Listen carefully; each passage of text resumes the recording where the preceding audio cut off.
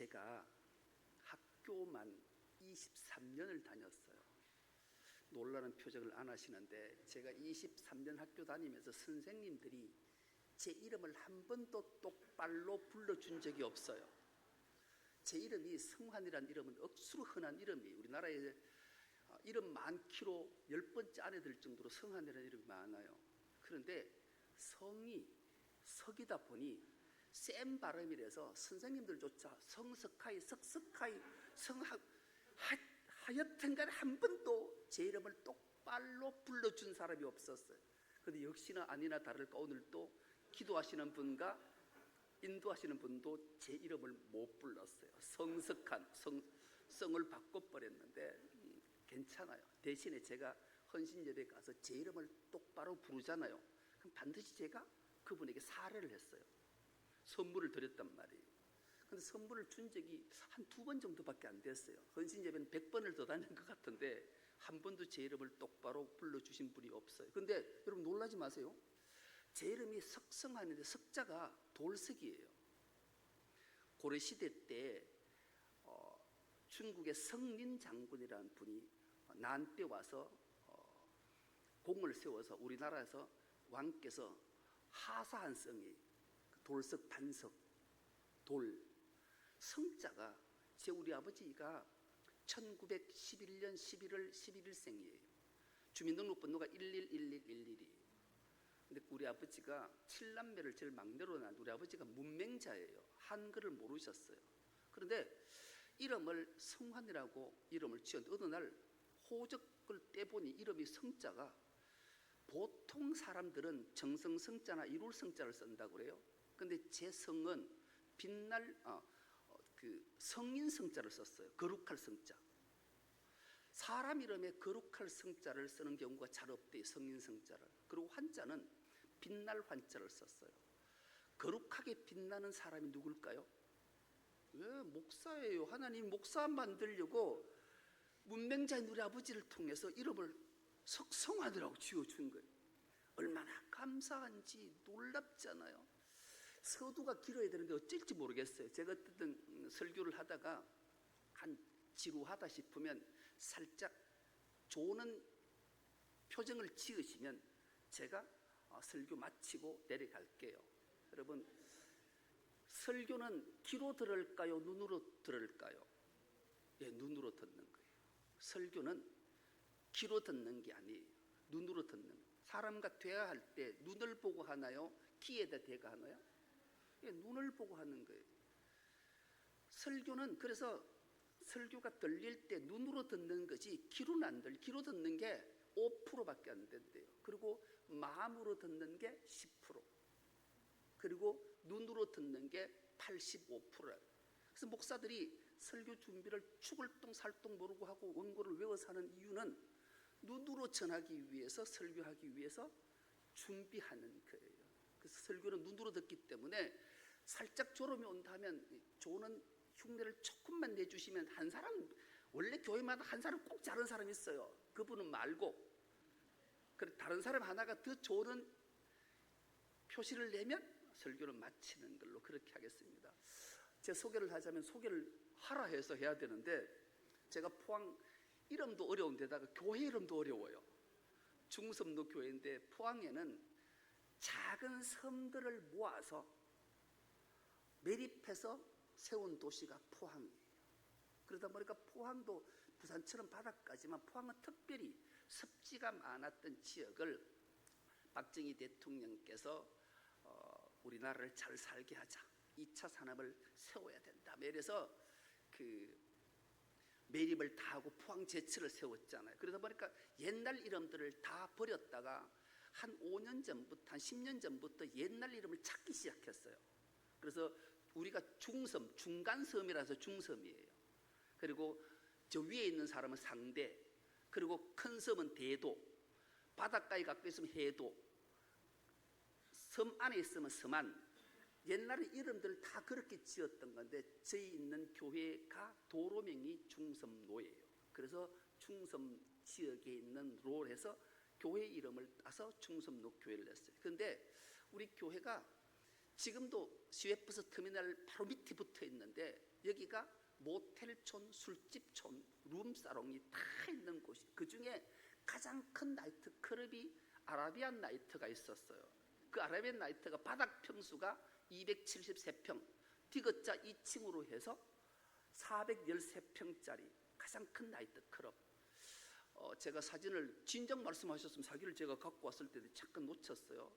그래서 이 디귿자인데 지금도 천장에는 기차 레일이 쭉 깔려 있어요.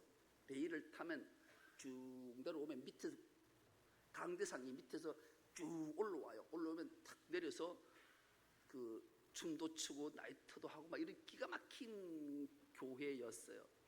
이것을 매입해서 리모델링을 했어요. 그래서 교회를 세워. 지금도 그 우리 교회 주변에 다 바로 옆에가 다 모텔이 호텔이고 바로 앞에는 룸사롱이고 그래. 주위에 돌아다니면 제가 걸어서 한 30분 동안 운동하러 다니면 모텔촌에 막 그 낮에 거룩한 강대상에서는 은혜가 안 되니까 생략하겠습니다. 아무튼 그런 지역에 나이트클럽을 매입해서 리모델링해서 교회가 탄생돼서 영적 싸움이 대단해요. 그래서 우리 교회에서 목회를 지금 이전한 지 만 10년 됐어요. 10년을 지나서 지금 성장하는 교회의 담임 목사예요. 그래서 오늘 이 기한교회 대흥교회 대단히 부흥하는 교회 맞나요? 우리 한성호 목사님은 여러분 진짜 에너지가 막 넘쳐나잖아요. 저분하고 제가 저 봉학원 무량면 계단사리 1호 19번지에 문양교회 목회했고, 저분은 그래도 춘향교회라고 면 소재지에 목회를 하셨던 분이 같이 비슷한 시기에 목회를 하다가 제가 1년 먼저 포항으로 오고 1년 후에 우리 한 목사님이 부산으로 오셨다 소식을 듣고 함께 가끔 교제를 나누다가 한번 모시고 제가 이렇게 답하러 이렇게 왔어요. 그래서 오늘 함께 찬송할 이유 있습니다 이런 제목으로. 제가 사실은 고백하는 게 하나 있는데 제가 가장 못하는 것 중 하나가 찬양이에요.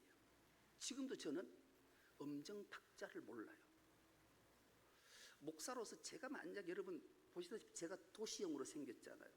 30대는 탤런트라 그랬어요. 잘생겼다 그랬어요. 진짜 밖에 나가면 목사 같지 않아요 이럴 정도로. 지금 나이가 65이 되다 보니까 이렇게 팍 늙었는데 그래도 50대 후반이라고 믿어줘요 사람들이. 그 정도였어요. 그런데 제가 만약에 찬양을 좀 잘했다, 기타 같은 거 쳤다, 그래 난리 났어요. 안 믿을, 정말이에요. 그런데 하나님께서 얼마나 은혜를 주신지 찬양을 할 줄 몰라요. 그 찬양에 대해서는 지금도 콩나물 대가리가 어디 음정을 몇 번씩 이건 몰라요. 대신에 하나님이 우리 아내가 사모가 찬양 사역자예요. 지금도 쥐 찬양 공부도 하고 지휘도 2년 해서 이제 지휘자가 어디 갑자기 빠지면 대타로 지휘도 하고. 근데 매일 여러분 혼이 나요. 당신은 왜 금을 못 잡냐고.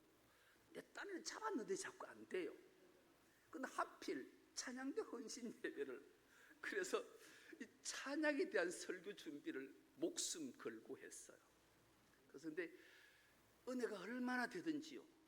여러분 찬양대로 부름 받았다는 것은 놀라운 축복인 줄 믿습니다. 호산나라는 말 이름의 뜻을 아시지요? 지금 나를 구원하소서. 하나님 앞에 구원의 감격을 안고 주의 성물을 찬미할 때마다 놀라운 은총이 임할 거잖아요. 그래서 준비하면서 놀라운 비밀을 알았어요. 이제 질문을, 은혜 안 되겠죠 질문하면. 내가 앉아서 질문을 목사님이 물으니까 당황해서 아는데도 답이 잘 안 나오니까 별로 은혜가 안 되더라고요. 질문 안 하겠습니다. 그런데 머릿속으로 한번 또 올려보자고요. 음악의 3요소.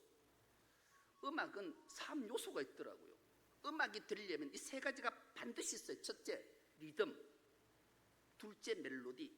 셋째, 화성이라고 하기도 하고 화음이라고 하는 이 3가지가 합쳐져야 음악이 되는 거예요. 여러분 음악과 흠악의 차이를 아십니까? 음악은 즐겁게 큰 소리로 주의 성물을 찬미하는 게 음악이에요. 음악은 학적으로 안박자 쉬고 들어가고 뭐 8번의 육자박자는 어떻고 저떻고 어르신들 잘 못하시죠? 괜찮아요. 괜찮아요. 그냥 큰 소리로 구원의 감격을 안고 주의 성호를 찬미하면 찬송하면 하나님 영광 받으시는 줄 믿습니다. 근데 아무튼 악은 3박자가 표 첫째 리듬. 근데 여러분 혹시 찬양대는 알 수 있을 것 같지만 알아도 그냥 알면 이렇게 해주세요. 반응이 있어야 내가 아는지 안 아는지 모르니까. 믿음 좋은 학자가 사람을 연구하다가 깜짝 놀랐대요. 하나님이 사람을 어떻게 이렇게 창조하셨을까? 그래서 인간은 하나님 앞에 찬양해야 되는구나를 알았대요. 하나님이 우리 인간을 창조하실 때 음악적으로 창조하셨다는 걸 발견했다는 거예요. 첫째 리듬이라 했죠. 리듬은 심장이 쿵덕 쿵덕 쿵덕 이렇게 뛰잖아요. 이게 리듬이라는 거예요. 안다고 표시를 했으니까 예, 리듬. 그 다음에 리듬이 그래서 심장은 쿵덕 쿵덕. 사람이 죽었다 선언하는 게 뭐예요? 심정지. 심장이 멎으면 죽었다는 거예요. 이 심장은 한 번도 쉬지 않고 여러분이 자도 뛰는 거예요. 이 리듬을 기가 막히게 이 리듬의 감각을 갖는다라는 거예요. 그리고 맥박은 팔딱팔딱팔딱팔딱 이렇게 뛴다라는 거예요.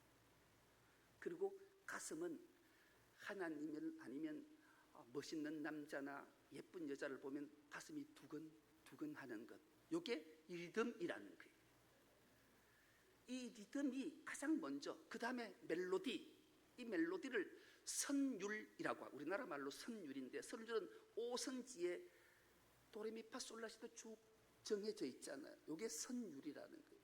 근데 이 선율에 놀랍게도 절대음이라는 게 필요하다. 절대음. 절대음이 없으면 찬양이 안 된다라는 거예요. 이 절대음을 음악적 용어로 A음이라고 그래요. A음. 이 A음을 내는 악기가 피콜로라는 악기가 A음을 낸다 그래요. 사진을 제가 하나 줬는데 이 피콜로 저런 생겼어요. 삐 하고 여러분 오케스트라 연주할 때 한번 가보시면 피콜로가 삐 하고 소리를 내면 막 바이올린 쌩쌩쌩쌩 콘드라베이스 둥둥둥둥 막 쫙 그런 걸 막 그 절대음의 A음에 맞춰가지고 딱 맞춰지면 드디어 G자가 착 하고 연주가 시작된다. 그런데 놀랍게도 사람이 하나님이 창조하신 사람이 이 땅에 태어날 때 갓난아이가 엄마 뱃속에서 엄마가 애를 쓰고 애가 엄마 장궁에서 탁 나올 때 예! 하고 울 때 이게 A음, 절대음이라는 거예요. 놀라운 걸 발견했다라는 거죠. 그래서 이 A음, 이 절대음을 낸다라는 것. 하나님께서 그래서 인간을 음악적으로 창조한 이 두 번째 이유가 이 절대음. 이게 선율로 멜로디로 창조했다라는 거예요. 마지막으로 인간에게 꼭 필요한 음악의 3요소 리듬, 멜로디, 그 다음에 뭐가 있을까요? 예, 화성, 화음이라고 하는 거. 사람은 성대 길이가 각자가 다 다르대요.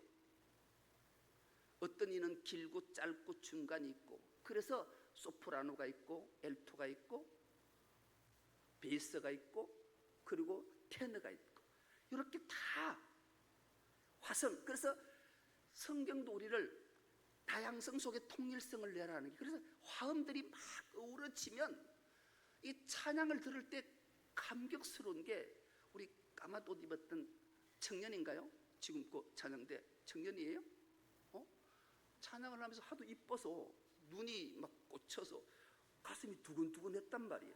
이 노인이 됐는데도 불구하고 막 찬양을 하는데 너무 이쁘게 해서 하나님 앞에 얼마나 그 모습이 되게 아름다워서 제가 기억을 벌써 하는 거예요. 이렇게 화음, 하성이 잘 맞아질 때 하나님 앞에 찬양하는 게 듣기도 좋고 부르기도 좋고 모두에게 감동을 준다라는 거예요. 여러분 이거 교회 와서 예배할 때 우리 한 목사님이 늘 잘 아시겠지만 우리 교회에서 예배 드릴 때 이 주일에 와서 꼭 해야 될 것 하나가 있다 그래요. 시큰 실컷 웃든지 실컷 울든지 둘 중에 하나를 하는데, 웃는 건 유머가 많으면 메시지가 머릿속에 잘 입력이 안 되니까 감동을 받아 울면 좋아요. 웃으면 엔돌핀이 나온대잖아요. 근데 울면 다이돌핀이 나온대잖아요. 엔돌핀이 4,000배. 놀라는 표정을 전혀 안 하시는데, 여러분 찬양을 듣다가 나와 같은 가사 때문에 울컥해서 감동해서 자기도 모르게 눈물 흘린 적 없으신가요? 있어요. 누구나. 찬양을 부르다가, 찬송을 듣다가 가사가 가슴에 꽂히면 우세요. 괜찮아. 그때 다이돌핀이 나오기 때문에 그래. 모든 병이 치료받거든요. 그리고 설교를 들을 때 하나님 말씀 속에 감동, 하나님이 지금 나를 만지시는구나. 영과 진리로 예배할 때, 진심으로 열심으로 예배할 때 하나님이 나를 만지시고 위로하시고 격려하시고 고치시는 역사, 이 감동에 눈물을 흘리면 놀라운 역사가 다이돌핀이 나와서 모두를 치료한대잖아요. 그래서 찬송할 이유는 이렇게 우리가 리듬과 멜로디와 화성으로 인간을 만드셨기에 우리가 찬양하는 건 마땅해요. 찬송할 이유 있는 거예요. 근데 더 놀라운 것은 오늘 본문의 말씀이 왜 이것만으로도 찬송해야 될 이유가 있는데, 오늘 본문이 다윗은 악기도 잘 다루고 찬양도 잘했던 인물이잖아요. 이 다윗의 고백을 통해 왜 찬송해야 되는가, 두 가지만 말씀드리려고 해요. 이 다윗이 오늘 본문에 보니까 여호와여 주께서 내 집을 견고케 하시고 근속으로 삼아주신 것 감사합니다. 여러분, 하나님이 우리를 하나님의 근속 삼으셨대요. 하나님의 우리의 집을 견고케 해주시겠대요. 하나님의 우리의 집과 우리를 견고케 한다는 게 무슨 말일까요? 한마디로 확 풀면 우리를 성전 삼으셨단 말씀이에요. 더 나아가 하나님은 왜 우리가 찬송해야 되는가? 오늘 본문 시작은 하나님이 우리 조상들을 애굽에서 건져내셨고 우리를 제약 가운데 건지서 구속해 주셨다라는, 구속의 은총과 성전 삼으시는 것, 이 두 가지만 우리가 마음속 깊이 새기면 날마다 우리 입술을 열면 주의 성호를 찬송하는 줄 믿습니다. 가장 먼저 우리를 구속한 은혜, 이 구속의 은혜를 생각해 보면 어찌 하나님의 성호를 찬송하지 않을 수 있겠냐고요. 그렇다면 하나님이 우리를 어떻게 구속해 주셨는가? 그 구속의 마음이 헤아림으로 우리를 구속해 주셨다. 여러분, 헤아림이라는 단어를 찾아보니까 모든 시선이 그 사람에게 쏠려 있다, 그런 뜻이에요. 하나님 이스라엘 백성을 구속해내고 우리를 제약 가운데 구속해내서 하나님의 근속 삼으셨다라는 것은 하나님의 헤아림, 하나님의 모든 시선이 우리 자녀된 하나님의 백성된 성도된 우리에게 시선이 꽂혀 있었단 말이에요. 그러니 우리가 어렵고 고통 가운데, 아픔 가운데, 좌절 가운데, 절망 가운데, 환난 가운데 있으면 하나님 아버지 마음이 어떨까요? 우리를 건져내시고 싶은데, 그렇게 우리를 건져내서 구속시켜서 하늘 백성 삼으시고 하나님의 아들, 딸 삼으셨다라는 거죠. 그 헤아림이 얼마나 감격스러운지 여러분, 누가복음 7장에 보면 이 사건 내용 하나는 우리가 잘 아는 나인성이라는 곳이 있어요. 나인이라는 이름의 뜻이 평안하다, 그런 뜻이에요. 이 나인성에 한 가부가 외아들과 살았어요. 그런데 어느 날 이 가부의 외아들이 죽었어요. 여러분, 성경에서 가장 비참한 세 인물을 등장시키잖아요. 고아와 가부와 나그네. 이들은 반드시 나그네 한 대법을 가지고 품고 사랑하고 돌봐야 될 의무가 이르기 있는 근거죠. 그런 그 평안한 도시에 일찍 남편을 잃고 자식 하나 보고 살았던 이 여인에게 어느 날 비보가 찾아왔는데 사랑하는 자식이 죽었어요. 내 생명보다 더 귀한 아들이 죽었단 말이죠. 여러분, 장례가 시작되면 우리는 대개 3일장을 치르는데 이스라엘은 그렇지 않아요. 당일에 장례를 치러요. 아침에 죽으면 오후 3시에서 5쯤 되면 간에 넣는 것이 아니라 배로 동여서 메고 장지로 가요. 보통 가족장지가 있어요. 무덤이 있어요. 우리 성지순례를 가보면 이스라엘의 유대인들의 무덤을 보면 막 3층까지 보통 돼 있어요. 저 밑에는 가면 뭐 8대 조보부터 시작해서 올라보면 그 밑에 전부 다 해골들을 모아놓은 이런 곳들이 보이거든요. 그런 무덤에 이제 장례를 치르고 가는 거예요. 장례 행렬은 어느 장례 행렬이든지 슬픈 거죠. 근데 특별히 유대인 장례, 우리는 유교식 장례가 기독교에서 살짝 뿌리 박혀 있어서 안타까움은 있는데요, 유대인들은 가장 앞세울 때 여자를 앞세워요. 왜 여자를 앞세울까요? 최초의 죄가 여자에게로부터 들어왔기 때문이다. 이렇게 해서 유대인들은 아담과 하와의 죄 때문에, 그래서 유대인들은 장례할 때 가장 먼저 곡하는 여인을 앞세우고 장례행을 떠나요. 여기서 그 살짝 한 분이 하품을 살짝 해가지고 제가 졸지는 않으셨어요? 괜찮아요. 아무튼 여러분, 그 요즘은 우리나라도 여자 말 잘 들어야 된다 그러잖아요. 마늘의 말을 잘 들으면 자다고 떡이 생긴다 이런 말인데, 근데 여러분, 난 전 교회에서 결코 여자 말 듣지 마라. 우리 교회의 교인들이 되게 뭐 많지는 않고 출석 한 150명쯤 해요. 세례교인 211명으로 보고가 되는데, 여자 말 억수로 안 듣는 3인방이 있어요. 그 첫째가, 둘째가 저하고 친한 장로님 한 분 계시고, 셋째가 안수집사님 한 분. 요 세 분은 여자 말, 아내 말 죽어라고 안 듣는 사람이에요. 나머지 사람은 다 잘 들어요. 근데 제가 설교 시간을 그러지요.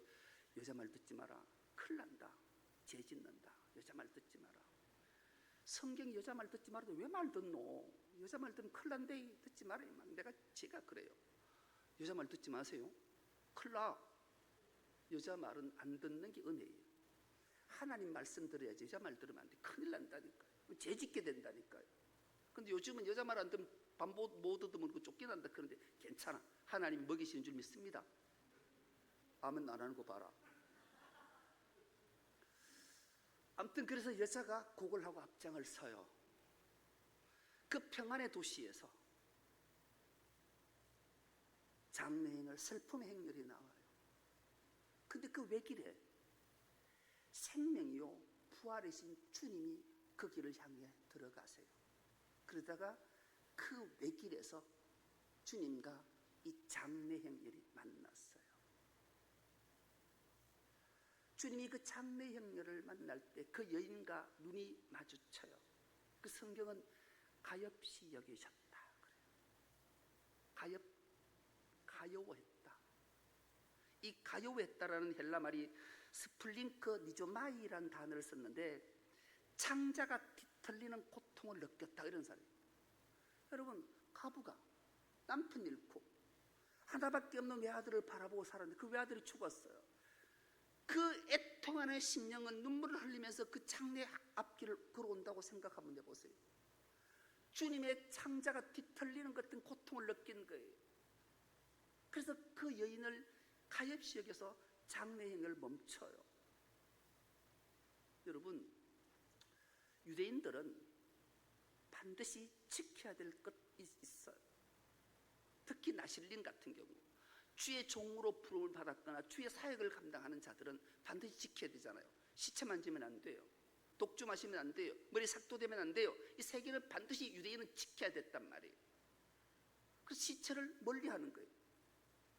근데 예수님이 가장 먼저 그 시체에 손을 대시며, 그 부정이, 추함이, 죄악이, 더러움이 나에게로 옮겨와라. 여러분, 우리 주님이 그렇게 우리를 구속하셨어요. 그렇지 우리 주님을 찬송하지 않을 수 있겠냐고. 그리고 주님이 말씀해요. 청년아, 내가 내게 말하노니 일어나라. 에게이로 살아나라, 부활하라, 다시 생명을 얻거라. 살려주시잖아요. 우리를 이렇게 살려주셨어요. 주님이 우리 죄악 가운데 죽어 마땅히 지옥 형벌에 떨어져서 엄청난 고통 속에 있어야 될 우리를 주님이 대신 십자가 지시고 보혈을 흘리시고 우리를 구속해 주셨단 말이에요. 이 구속의 은총을 우리가 알고 깨닫고 기억한다면 어찌 주의 성호를 찬송치 않겠냐고요. 여러분, 구속의 은혜를 입은 줄 믿습니다. 그래서 우리는 주의 성호를 찬송해야 돼요. 찬송할 이유 충분해요.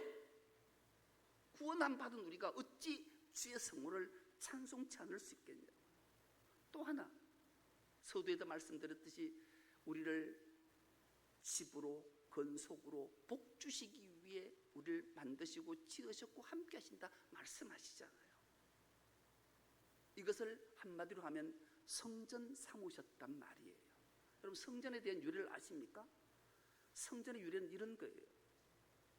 창세기로 훌쩍 건너가면 하나님이 갈대아 우르 땅에 있던 아브라함에게 찾아오시잖아요.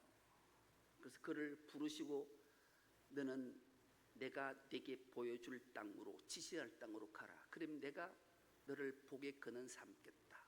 이렇게 말씀하잖아요. 그래서 아브라함은 순종하고 출발했어요. 그리고 드디어 가나안 땅으로 들어가서 부엘 세바에 장막을 짓고 정착하고 살아요.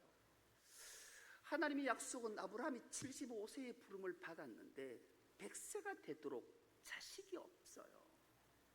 우여곡절을 겪었어요. 이스마엘을 안 태어났으면 좋을 뻔한 자가 되어서 아랍과 지금도 전쟁하고 있지만, 그러나 하나님은 약속을 굳게 붙잡을 하나님은 100살 되던 해에 아브라함을 통해 이삭을 주셨어요. 여러분, 이삭 이름을 뜻을 기억하십니까? 웃음 기쁨입니다. 그 웃음. 이삭은 예수 그리스도의 예표예요. 예표. 그 이삭을 주셨어요. 이삭이 장성해요. 어느 날 하나님이 아브라함에게 찾아오시잖아요. 아브라함아, 네 독자 이삭을 모리아 땅에 가서 내가 지지할 한 산에 올라 그를 번제로 드리라. 이렇게 말해요. 아브라함은 순종했어요. 이삭을 나귀에 태우고 번제에 쓸 나무를 채우고 사흘길을 갔다 이래요. 사흘길 우리가 잘 기억하잖아요. 사흘길에 드디어 모리아 땅에 도착했어요. 모리아 산에 한 지시할 산에 올랐어요. 그리고 이삭을 결박했어요. 이삭에게 칼을 들었어요. 그때 하나님의 다급한 음성이 들려요. 아브라함아, 아브라함아, 멈춰라. 내가 이제야 네가 나를 경외하는 줄 아노라. 할렐루야. 여러분, 그때 비로소 아브라함이 하나님을 경외하는 자라고 인쳐주시고 독자 이삭을 살렸네요. 그때 아브라함이 뒤를 돌아보니 수풀에 순양 한 마리가 걸려 있었어요. 그 순양을 대신 번제물로 바쳤다. 성경이 이렇게 기록하잖아요. 여기서 우리는 중요한 단어 하나를 만나게 되는데 그 단어 이름이 모리아. 이 모리아라는 이름의 뜻이 하나님의 계시. 여러분, 계시라는 말을 아십니까? 이 계시라는 말은 우리가 정확하게 기억하고 있어요. 계시라는 말, 이 말이 히브리 말로 하존이란 말은 하나님이 나타내시다, 하나님이 보여주시다. 무엇으로? 꿈으로, 환상으로, 미래로, 비전으로. 이게 계시예요. 계시. 이것을 신약에는 이 계시를 헬라 말로 아포칼립시스라는 단어를 썼어요. 이 아포칼립시스라는 단어는 뚜껑을 열다, 덮개를 벗기다. 여러분, 구약 때 계시 하존은 에스겔과 다니엘과 이사야를 통해, 특히 다니엘과 에스겔을 통해 주실 때 내가 네게 한 상, 꿈, 하나님을 나타내고 보여준 것 결코 말하지 마라. 인봉하거라. 옥국 인봉해서 누구도 알지 못하게 하라. 닫아놓았던. 신약에 와서 사도 요한에게 그 계시 뚜껑을 열고 덮개를 벌려서 보여주셨어요. 이것이 요한 계시록을 쓰게 된 요인이지요. 계시의 목적, 계시는 무엇을 계시했던가? 바로 구원자 예수 그리스도를 계시한 거예요. 이 계시가 우리 그래서 모리아라는 말이 여호와의 계시. 이걸 풀면 이런 뜻이 돼요. 모리아 뜻이 하나님이 죽으셨다, 그런 뜻이에요. 그 모리아에서 드디어 어떤 단어가 탄생되나요? 아브라함에게 하나님이 순종하자 그에게 다급한 음성을 외치고 경외함을 깨달아 알게 하셨던 하나님이 순양을 예비하고 준비하셨다 해서 그 유명한 단어, 우리가 잘 아는 여호와 이레라는 단어가 탄생하자. 여호와 이레가 여호와 하나님이 준비하리라 이런 뜻이잖아요. 이 뜻으로는 해석이 안 돼요. 진짜 여호와 이레의 뜻은 하나님이 계시했다, 하나님이 자기를 드러내 보이셨다. 무엇으로? 번제에 쓰일 어린 양으로 자기를 드러내 보이셨다. 이게 여호와 이레의 진짜 뜻이에요. 번제물로 쓰일 어린 양으로 자신을 계시하셔서 그 어린 양이 번제물이 되셔서 죽으셔서 우리를 구원하신 놀라운 뜻이 생겨난 거예요. 그 이름의 뜻을 유대인들은, 히브리인들은 그곳 지명을 모리아에서 여호와 이레에서 골고다라 이름했어요. 골고다.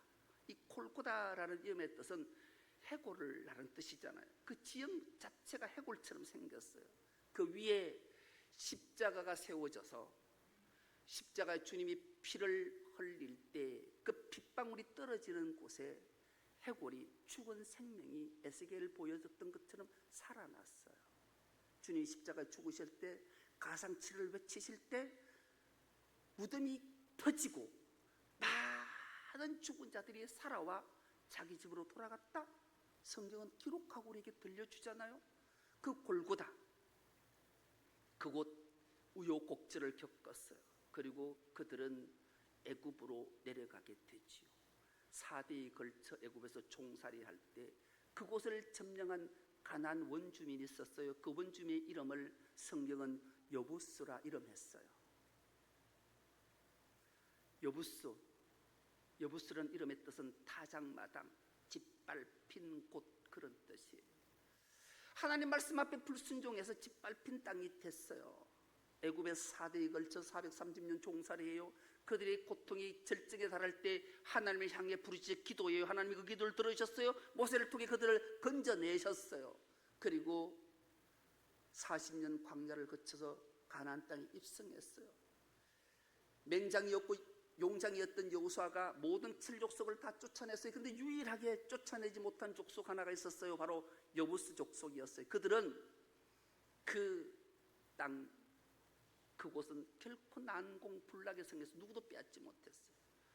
사사시대를 거쳤어요. 왕정시대가 돌아했어요. 초대왕 사울 용감했잖아요. 용장이었잖아요. 맹장이었어요. 사울은 모든 이스라엘 남자보다 한 뼘이 더 클 정도로 키가 컸고 용맹했어요.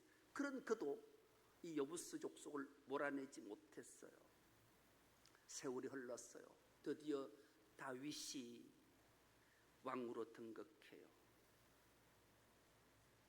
헤브론에서 7년 6개월 왕으로 있다가 드디어 통일왕국을 이루어서 예루살렘으로, 그 여부스 족속인 땅으로 올라가요.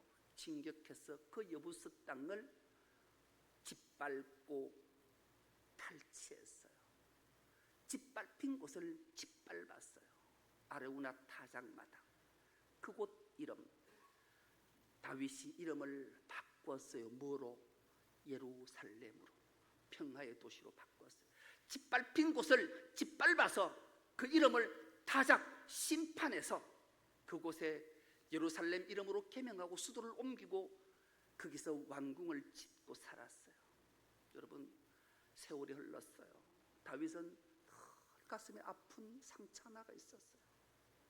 나는 백창목으로 지은 집에서, 송백으로 지은 집에서 이렇게 평안히 쉬는데 내 하나님의 법궤, 하나님 임재의 상징은 저 천막에 있다. 그래서 이 집을 도저히 내가 평안히 두 다리를 뻗고 살 수가 없으니 집을 지어야 되겠다. 그렇잖아요. 그래서 나단을 불러서, 나단아, 내가 송백으로 지은 나무, 송백이란 말은 소나무와 향나무로 지었단 말이에요. 여러분, 송백으로 지은 집에 들어가 보셨어요? 향이, 솔향기가 모든 피로를 다 사라지게 할 정도로, 자기는 거기 하나님의 궤가 천막이 있으니 내가 성전을 지었으면 좋겠다, 그러잖아요. 나단이 정말로 왕은 훌륭하다, 지어라. 근데 그 밤에 하나님이 나단을 찾아오셔요. 나단아, 성전 짓지 마라. 성전 짓지 마는 이유가 뭘까요? 성경은 이렇게 기록해요. 네가 피를 많이 흘렸기 때문이다. 그리고 나는 우주 만물 어디든 다 편만이 다 있다. 집 짓지 마라. 실제 하나님 마음이 그랬을까요? 아니, 다윗은 전쟁으로 지금 가진 게 아무것도 없어요. 겨우 전리품 가지고 겨우 자기 왕궁 하나 지었는데, 여러분 예를 들면 이런 거예요. 정말로 부모님이 자식을 애지중지 잘 길렀어요. 있는 소도 다 팔고 밭도 다 팔아서 공부 잘한 아들 훌륭하게 잘 키워서 인류대학 보내고, 인류대학 마치자 좋은 대기업에 들어서 연봉을 막 1억씩 2억씩 받는데 취직을 시켰어요. 자식이 취직을 딱 하고 결혼을 했어요. 아내가 생겼고 자식을 낳았어요. 그렇게 집을 한 채 마련했어요. 그런데 짓고 보니까 나는 그 30평 아파트에 사는데 나를 이렇게 성공시켰던 어머니는, 아버지는 저 시골에서 초막에 산다. 자식 마음이 어떨까요? 부모님 집 한 채 사드려야 되겠다. 그래서 엄마, 미처 내가 생각 못했는데요, 제가 어머니 아파트 하나 집 하나 지어드릴게요. 이러면 엄마가 그래, 아이고 이 자식 이제 알았네, 그래 집 하나 지어달라, 이럴 부모 있을까요? 없어요. 왜요? 가진 게 없으니까. 뻔한데 이제 겨우 한 직장생활 들어가지고 집 하나 마련해서 그 대출금 갚으려면 저놈이 저 고생을 해야 될 게 뻔히 아는데 어찌 내 집 달라고 부모가 말하겠냐. 하나님의 심정이 그런 심정이에요. 이거 다윗이 몰랐을까요? 알았을까요? 알았어요. 그래서 다윗 순종해. 그때부터 다윗이 전쟁하면 백전백승이에요. 전쟁에 승리하면 뭐가 생길까요? 전리품이 생겨요. 그때부터 다윗은 한 푼도 허투루 안 쓰고 돈을 모아서 솔로몬에게 물려줘요. 어느 학자가 되게 재밌는 성경학자가 있었어요. 도대체 다윗이 얼만큼 돈을 모아서 솔로몬에게 물려줬을까? 계산을 해보니까 이게 이제 놀라는 표정을 지을 표정을 좀 하는지 안 보고, 아니면 계속 제가 지금 정확한 숫자는 제가 암기가 안 돼서 하는데 대충 그래요. 다윗이 오빌의 금 3,000달란트 금이면 지금 돈으로 따지면 금이 한 20만 원 할 때 한 6조쯤 돼요. 돈 6조 봤어요. 그리고 수는 7,000달란트. 각종 보석을 가득하게 모았다 켰어요. 근데 이 돈을 대충 계산해 보니까 156조 5,329억이에요. 이 어른들이 126조 5,329억을 모았다니까요. 다윗이 허투루 썼겠어요? 안 썼겠어요? 다윗은 이렇게 그것으로 성전 짓게 했어요. 근데 이 성전이 주님 시대 때 어떻게 전락했고, 그 성전을 향해 주님이 뭐라고 말씀하시는가? 주님, 내가 성전이다. 그리고 오늘 우리를 성전 삼으셨다 말씀해요. 그러니까 성전된 우리가 하나님 앞에 어찌 찬송하지 않을 수 있겠냐고요. 여러분, 성전보다 더 귀한 게 어디 있을까요?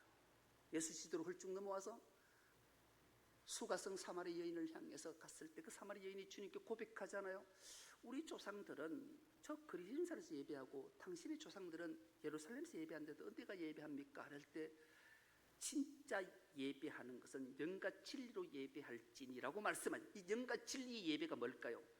진심으로 드리는 예배, 열심으로 드리는 예배를 말해요.